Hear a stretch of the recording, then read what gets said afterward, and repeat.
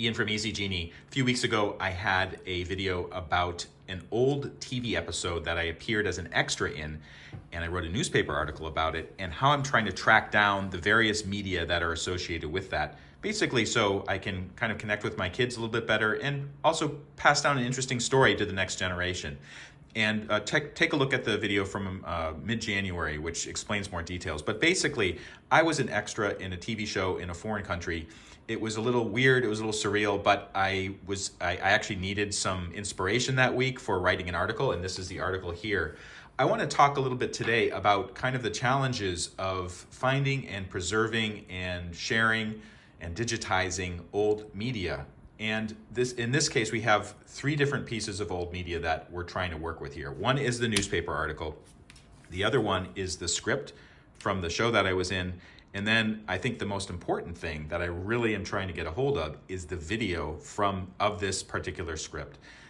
And there's a couple problems here. This was from the late 1990s.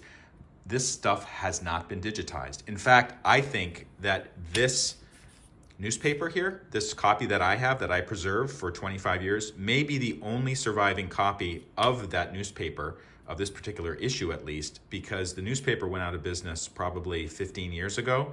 I don't think they saved the archive.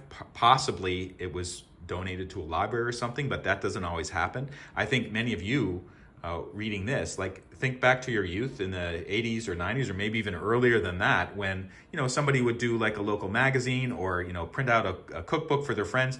If nobody preserves this media, then it's basically it's gone forever. So fortunately I've preserved the newspaper. I have the article. I can read the article. It actually gives me some clues that I can use to track down the other bits of it. But fortunately I have this.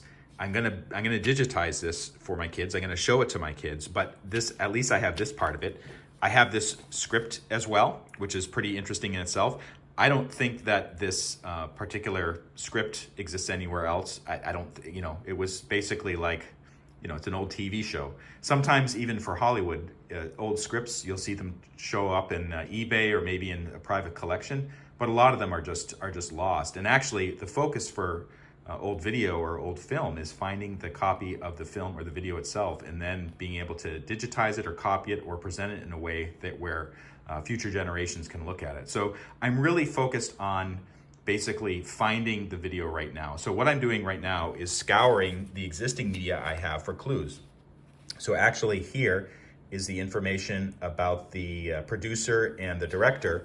And then in here, these are the names of the people who were in the script. And